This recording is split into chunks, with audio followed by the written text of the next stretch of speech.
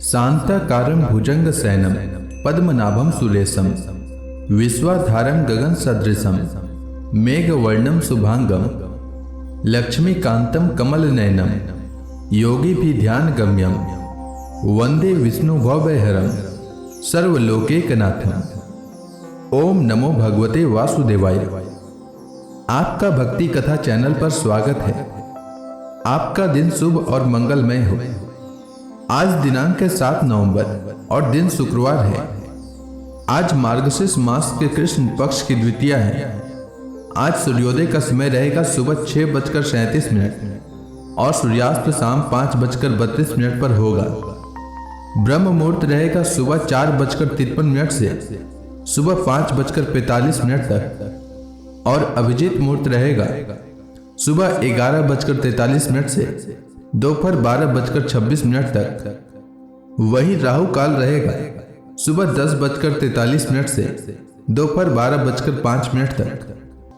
आज आप मार्गशीर्ष मास कथा श्रृंखला का दूसरा अध्याय सुनेंगे। आज की कथा में हम आपको भगवान के प्यारे भक्त राजा रंती देव की कथा सुनाएंगे। यदि आप कथा सुनने के पश्चात ब्राह्मण दक्षिणा, अन्नदान, द्रव्यदान, वस्त्रदान इत्यादि देना चाहते हैं तो स्क्रीन पर दिए गए गूगल पे पर भेज सकते हैं। प्राचीन समय की बात है। रंती देव बड़े ही प्रतापी राजा हुआ करते थे। इनकी न्यायशीलता, दयालुता, धर्मपरायणता और त्याग की प्रसिद्धि तीनों लोकों में फैली हुई थी। रंती देव ने गरीबों को दुखी देखकर अपना सर्वस्व दान कर डाला। इसके बाद वे किसी तरह कठिनता से अपना जीवन निर्वाह करने लगे, पर उन्हें जो कुछ मिलता था उसे स्वयं भूखे रहने पर भी वे गरीबों में बांट दिया करते थे। इस प्रकार राजा सर्वथा निर्धन होकर सब परिवार अत्यंत कष्ट सहने लगे। एक समय पूरे 48 दिन तक राजा को भोजन कौन कहे, जल भी पीने को नहीं मिला। भूख प्यास से पीड़ित बलहीन राजा का शरीर कांपने लगा। अंत में 49वें दिन प्रातः काल राजा को घी, खीर, हलवा और जल मिला। 48 दिन के लगातार अनशन से राजा परिवार सहित बड़े ही दुर्बल हो गए थे। सबके शरीर कांप रहे थे। रोटी की कीमत भूखा मनुष्य ही जानता है। जिसके सामने मेवे मिष्ठानों के ढेर आगे आगे से लगे रहते हैं, उसे गरीबों के भूखे पेट की ज्वाला का क्या पता। रंती देव भोजन करना ही चाहते थे कि एक ब्राह्मण अतिथि आ गए। करोड़ रुपयों में से नाम के लिए लाख रुपए दान करना बड़ा सहज है, परंतु भूखे पेट का अन्न दान करना बड़ा कठिन कार्य है। पर सर्वत्र हरि को व्याप्त देखने वाले भक्त रंती देव ने वह अन्न आदर से श्रद्धापूर्वक ब्राह्मण रूप अतिथि नारायण को बांट दिया। ब्राह्मण भोजन करके तृप्त होकर चला गया। उसके बाद राजा बचा हुआ अन्न परिवार को बांटकर खाना ही चाहते थे कि एक शूद्र अतिथि ने पदार्पण किया। राजा ने भगवान श्रीहरि का स्मरण करते हुए बचा हुआ अन्न उस दरिद्र नारायण को भेंट कर दिया। इतने में ही कई कुत्तों को साथ लिए एक और मनुष्य अतिथि होकर वहां आया और कहने लगा, राजन, मेरे एक कुत्ते और मैं भूखा हूं, भोजन दीजिए। हरि भक्त राजा ने उसका भी सत्कार किया और आदर पूर्वक बचा हुआ सारा अन्न कुत्तों सहित उस अतिथि भगवान के समर्पण कर उसे प्रणाम किया। अब एक मनुष्य की प्यास बुझ सके, केवल इतना ही जल बचा हुआ था। राजा उसको पीना ही चाहते थे कि अकस्मात एक चांडाल ने वहां आकर दीन स्वर से कहा, महाराज, मैं बहुत ही थका हुआ हूं, मुझ अपवित्र नीच को पीने के लिए थोड़ा सा जल दीजिए। उस चंडाल के दीन वचन सुनकर और उसे थका हुआ जानकर राजा को बड़ी दया आई और उन्होंने एक अमृत में वचन कहे, मैं परमात्मा से अणिमा आदि 8 सिद्धियों से युक्त उत्तम गति या मुक्ति नहीं चाहता। मैं केवल यही चाहता हूं कि मैं ही सब प्राणियों के अंतःकरण में स्थित होकर उनका दुख भोग करूं, जिससे उन लोगों का दुख दूर हो जाए। इस मनुष्य के प्राण जल बिना निकल रहे हैं। यह प्राण रक्षा के लिए मुझसे दिन होकर जल मांग रहा है। इसको जल देने से मेरे भूख, प्यास, थकावट, चक्कर, दीनता, शोक, विषाद और मोह आदि सब मिट जाएंगे। इतना कहकर स्वाभाविक दयालु राजा रंती देव ने स्वयं प्यास के मारे मृत प्राय रहने पर भी उस चंडाल को वह जल आदर और प्रसन्नता पूर्वक दे दिया। ये हैं भगवान के सच्चे भक्त के लक्षण। फल की कामना करने वालों को फल देने वाले त्रिभुवन नाथ ब्रह्मा, विष्णु और महेश ही महाराज रंती देव की परीक्षा लेने के लिए माया के द्वारा क्रमशः ब्राह्मण आदि रूप धर कर आए थे। अब राजा का धैर्य और उसकी भक्ति देखकर वे परम प्रसन्न हो गए और उन्होंने अपना अपना यथार्थ रूप धारण कर राजा को दर्शन दिया। राजा ने तीनों देवों का एक ही साथ प्रत्यक्ष दर्शन कर उन्हें प्रणाम किया और उनके कहने पर भी कोई वर नहीं मांगा, क्योंकि राजा ने आसक्ति और कामना त्याग कर अपना मन केवल भगवान वासुदेव में लगा रखा था। यों परमात्मा के अनन्य भक्त रंती देव ने अपना चित्त पूर्ण रूप से केवल ईश्वर में लगा दिया और परमात्मा के साथ तन्मय हो जाने के कारण त्रिगुणमयी माया उनके निकट स्वप्न के समान लीन हो गई। रंती देव के परिवार के अन्य सब लोग भी उनके संग के प्रभाव से नारायण परायण होकर योगियों की परम गति को प्राप्त हुए। तो प्रेम से बोलिए भगवान विष्णु की जय, उनके प्यारे भक्त रंती देव की जय। अब आइए सुनते हैं मार्गशीर्ष मास में भागवत पुराण का आज का अध्याय। श्री सुखदेव जी ने कहा, राजन, मुनिवर मैत्रेय जी के मुख से यह परम पुण्यमयी कथा सुनकर श्री विदुर जी ने फिर पूछा, क्योंकि भगवान की लीला कथा में इनका अत्यंत अनुराग हो गया था। विदुर जी ने कहा, मुने, स्वयंभू ब्रह्मा जी के प्रिय पुत्र महाराज स्वयंभू मनु ने अपनी प्रिय पत्नी सतरूपा को पाकर फिर क्या किया? आप साधु शिरोमणि हैं। आप मुझे आदि राज राजर्षि स्वयंभू मनु का पवित्र चरित्र सुनाइए। वे श्री विष्णु भगवान के शरणापन्न थे, इसलिए उनका चरित्र सुनने में मेरी बहुत श्रद्धा है। जिनके हृदय में श्री मुकुंद के चरणारविंद विराजमान हैं, उन भक्त जनों के गुणों को श्रवण करना ही मनुष्यों के बहुत दिनों तक किए हुए शास्त्राभ्यास के श्रम का मुख्य फल है, ऐसा विद्वानों का श्रेष्ठ मत है। श्री सुखदेव जी कहते हैं, राजन, विदुर जी सहस्त्र शीर्षा भगवान श्री हरि के चरणाश्रित भक्त थे। उन्होंने जब विनय पूर्वक भगवान की कथा के लिए प्रेरणा की, तब मुनिवर मैत्रेय जी का रोम रोम खिल उठा। उन्होंने कहा, श्री मैत्रेय जी बोले, जब अपनी भार्या सतरूपा के साथ स्वयंभू मनु का जन्म हुआ, तब उन्होंने बड़ी नम्रता से हाथ जोड़कर श्री ब्रह्मा जी से कहा, भगवान, एकमात्र आप ही समस्त जीवों के जन्मदाता और जीविका प्रदान करने वाले पिता हैं। तथापि हम आपकी संतान ऐसा कौन सा कर्म करें जिससे आपकी सेवा बन सके? पूज्यपाद, हम आपको नमस्कार करते हैं। आप हमसे हो सकने योग्य किसी ऐसे कार्य के लिए हमें आज्ञा दीजिए जिससे इस लोक में हमारी सर्वत्र कीर्ति हो और परलोक में सद्गति प्राप्त हो सके। श्री ब्रह्मा जी ने कहा, पृथ्वीपते, तुम दोनों का कल्याण हो। मैं तुमसे बहुत प्रसन्न हूं, क्योंकि तुमने निष्कपट भाव से मुझे आज्ञा दीजिए यों कहकर मुझे आत्मसमर्पण किया है। वीर, पुत्रों को अपने पिता की इसी रूप में पूजा करनी चाहिए। उन्हें उचित है कि दूसरों के प्रति ईर्ष्या का भाव न रखकर जहां तक बने उनकी आज्ञा का आदर पूर्वक सावधानी से पालन करें। तुम अपनी इस भार्या से अपने ही समान गुणवती संतति उत्पन्न करके धर्म पूर्वक पृथ्वी का पालन करो और यज्ञों द्वारा श्री हरि की आराधना करो। राजन, प्रजा पालन से मेरी बड़ी सेवा होगी और तुम्हें प्रजा का पालन करते देखकर भगवान श्री हरि भी तुमसे प्रसन्न होंगे। जिन पर यज्ञ मूर्ति जनार्दन भगवान प्रसन्न नहीं होते, उनका सारा श्रम व्यर्थ ही होता है, क्योंकि वे तो एक प्रकार से अपने आत्मा का ही अनादर करते हैं। मनु जी ने कहा, पाप का नाश करने वाले पिताजी, मैं आपकी आज्ञा का पालन अवश्य करूंगा, किंतु आप इस जगत में मेरे और मेरी भावी प्रजा के रहने के लिए स्थान बतलाइए। देव, सब जीवों का निवास स्थान पृथ्वी इस समय प्रलय के जल में डूबी हुई है। आप इस देवी के उद्धार का प्रयत्न कीजिए। श्री मैत्रेय जी ने कहा। पृथ्वी को इस प्रकार अथाह जल में डूबी देखकर ब्रह्मा जी बहुत देर तक मन में यह सोचते रहे कि इसे मैं कैसे निकालूं। जिस समय मैं लोक रचना में लगा हुआ था, उस समय पृथ्वी जल में डूब जाने से रसातल को चली गई।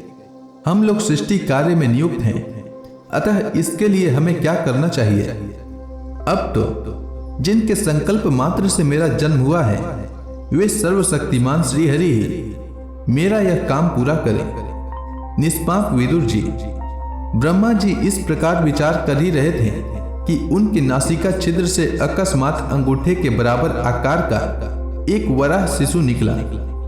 भारत, बड़े आश्चर्य की बात तो यही हुई कि आकाश में खड़ा हुआ वह वराह शिशु ब्रह्मा जी के देखते ही देखते बड़ा होकर क्षण भर में हाथी के बराबर हो गया। उस विशाल वराह मूर्ति को देखकर मरीचि आदि मुनिजन, सनकादि और स्वयंभुव मनु के सहित श्री ब्रह्मा जी तरह तरह के विचार करने लगे। अहो, शुकर के रूप में आज यह कौन दिव्य प्राणी यहाँ प्रकट हुआ है? कैसा आश्चर्य है! यह अभी अभी मेरी नाक से निकला था। पहले तो यह अंगूठे के बराबर दिखाई देता था, किंतु एक क्षण में ही बड़ी भारी शिला के समान हो गया। अवश्य ही यज्ञ मूर्ति भगवान हम लोगों के मन को मोहित कर रहे हैं। ब्रह्मा जी और उनके पुत्र इस प्रकार सोच ही रहे थे कि भगवान यज्ञ पुरुष पर्वताकार होकर गरजने लगे। सर्वशक्तिमान श्रीहरि ने अपनी गर्जना से दिशाओं को प्रतिध्वनित करके ब्रह्मा और श्रेष्ठ ब्राह्मणों को हर्ष से भर दिया। अपना खेद दूर करने वाली मायामय वराह भगवान की खुरखुराहट को सुनकर वे जनलोक, तपलोक और सत्यलोक निवासी मुनिगण तीनों वेदों के परम पवित्र मंत्रों से उनकी स्तुति करने लगे।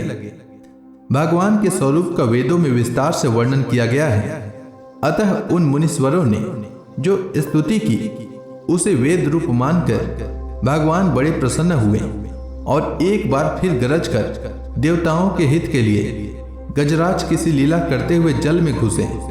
पहले वे शुकर रूप भगवान पूंछ उठाकर बड़े वेग से आकाश में उछले और अपनी गर्दन के बालों को फटकार कर खुरों के आघात से बादलों को छितराने लगे।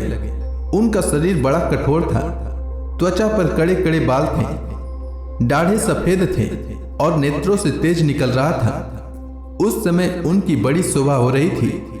भगवान स्वयं यज्ञ पुरुष हैं, तथापि शुकर रूप धारण करने के कारण अपनी नाक से सूंघ सूंघ कर पृथ्वी का पता लगा रहे थे। उनकी दाढ़ें बड़ी कठोर थी। इस प्रकार यद्यपि वे बड़े क्रूर जान पड़ते थे, तथापि अपनी स्तुति करने वाले मरीचि आदि मुनियों की ओर बड़ी सौम्य दृष्टि से निहारते हुए उन्होंने जल में प्रवेश किया। जिस समय उनका वज्रमय पर्वत के समान कठोर कलेवर जल में गिरा, तब उसके वेग से मानो समुद्र का पेट फट गया और उसमें बादलों की गड़गड़ाहट के समान बड़ा भीषण शब्द हुआ। उस समय ऐसा जान पड़ता था मानो अपनी उताल तरंग रूप भुजाओं को उठाकर वह बड़े आर्त स्वर से, हे यज्ञेश्वर, मेरी रक्षा करो, इस प्रकार पुकार रहा है। तब भगवान यज्ञ मूर्ति अपनी बाण के समान पैने खुरों से जल को चीरते हुए उस अपार जल राशि के उस पार पहुंचे। वहां रसातल में उन्होंने समस्त जीवों की आश्रयभूता पृथ्वी को देखा, जिसे कल्पांत में शयन करने के लिए उद्यत श्रीहरि ने स्वयं अपने ही उदर में लीन कर लिया था। फिर वे जल में डूबी हुई पृथ्वी को अपनी दाढ़ों पर लेकर रसातल से ऊपर आए। उस समय उनकी बड़ी शोभा हो रही थी। जल से बाहर आते समय उनके मार्ग में विघ्न डालने के लिए महापराक्रमी हिरण्याक्ष ने जल के भीतर ही उन पर गदा से आक्रमण किया। इससे उनका क्रोध चक्र के समान तीक्ष्ण हो गया और उन्होंने उसे लीला से ही इस प्रकार मार डाला जैसे सिंह हाथी को मार डालता है। उस समय उसके रक्त से थुथनी और कनपट्टी सन जाने के कारण वे ऐसे जान पड़ते थे मानो कोई गजराज लाल मिट्टी के टीले में टक्कर मारकर आया हो। विदुर जी, जैसे गजराज अपने दांतों पर कमल पुष्प धारण कर ले, उसी प्रकार अपने सफेद दांतों की नोक पर पृथ्वी को धारण कर जल से बाहर निकले हुए तमाल के समान नीलवर्ण वराह भगवान को देखकर ब्रह्मा मरीचि आदि को निश्चय हो गया कि ये भगवान ही हैं। तब वे हाथ जोड़कर वेद वाक्यों से उनकी स्तुति करने लगे। ऋषियों ने कहा, भगवान अजित, आपकी जय हो, जय हो। यज्ञपते, आप अपने वेद त्रयी रूप विग्रह को फटकार रहे हैं, आपको नमस्कार है। आपके रोम कूपों में संपूर्ण यज्ञ लीन है।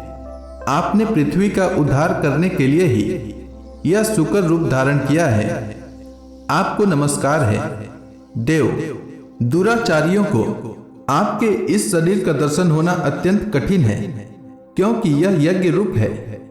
इसकी त्वचा में गायत्री आदि छंद, रोमावली में कुश, नेत्रों में घृत तथा चारों चरणों में होता, अध्वर्यु, उद्गाता और ब्रह्मा, इन चारों ऋत्विजों के कर्म हैं।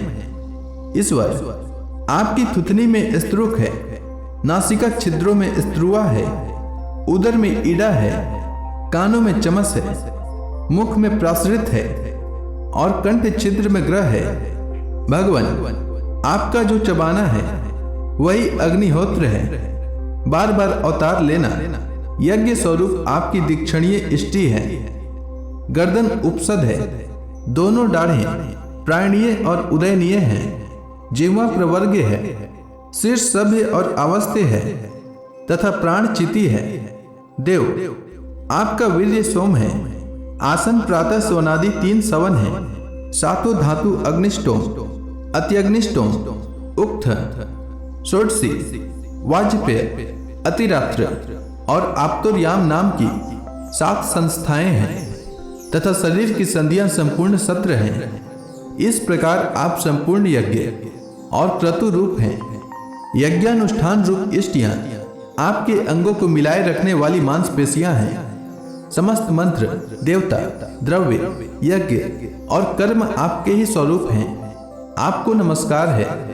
वैराग्य, भक्ति और मन की एकाग्रता से जिस ज्ञान का अनुभव होता है वह आपका स्वरूप ही है तथा आप ही सबके विद्या गुरु हैं। आपको पुनः पुनः प्रणाम है। पृथ्वी को धारण करने वाले भगवान, आपकी दाढ़ों की नोक पर रखी हुई यह पर्वतादि मंडित पृथ्वी ऐसी शोभित हो रही है जैसे वन में से निकलकर बाहर आए हुए किसी गजराज के दांतों पर पत्र युक्त कमलिनी रखी हो। आपके दांतों पर रखे हुए भूमंडल के सहित आपका यह वेदमय वराह विग्रह ऐसा शोभित हो रहा है जैसे शिखरों पर छाई हुई मेघमाला से कुल पर्वत की शोभा होती है। हे नाथ, चराचर जीवों के सुख पूर्वक रहने के लिए आप अपनी पत्नी इन जगन माता पृथ्वी को जल पर स्थापित कीजिए। आप जगत के पिता हैं और अरणी में अग्नि स्थापन के समान आपने इसमें धारण शक्ति रूप अपना तेज स्थापित किया है। हम आपको और इस पृथ्वी माता को प्रणाम करते हैं। प्रभु, रसातल में डूबी हुई इस पृथ्वी को निकालने का साहस आपके सिवा और कौन कर सकता था? किंतु आप तो संपूर्ण आश्चर्यों के आश्रय हैं। आपके लिए यह कोई आश्चर्य की बात नहीं है। आपने ही तो अपनी माया से इस अति आश्चर्यमय विश्व की रचना की है। जब आप अपने वेद में विग्रह को हिलाते हैं तब हमारे ऊपर आपकी गर्दन के बालों से झरती हुई शीतल जल की बूंदें गिरती है।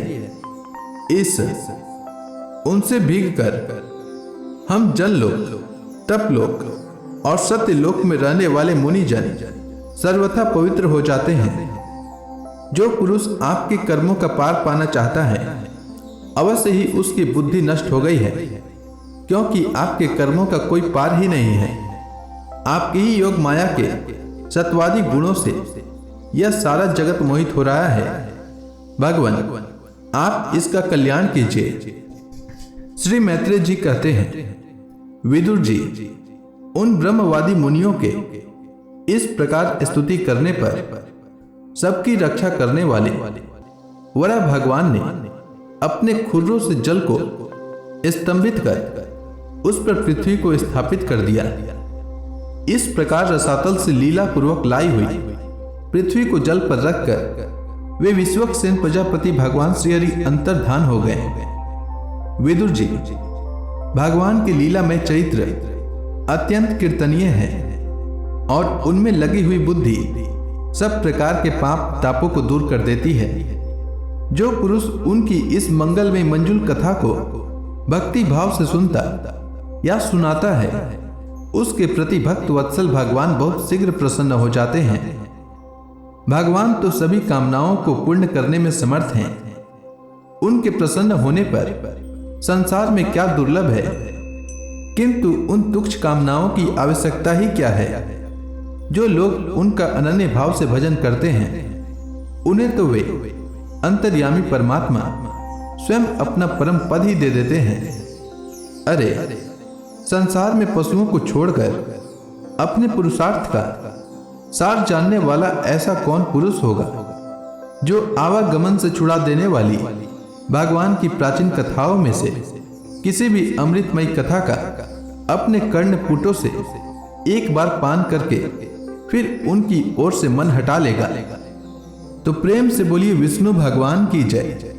अब इसके आगे की भागवत पुराण की कथा मैं कल के मार्गशीर्ष मास कथा में सुनाऊंगा। तब तक के लिए भगवान हरि का नाम जपते रहें।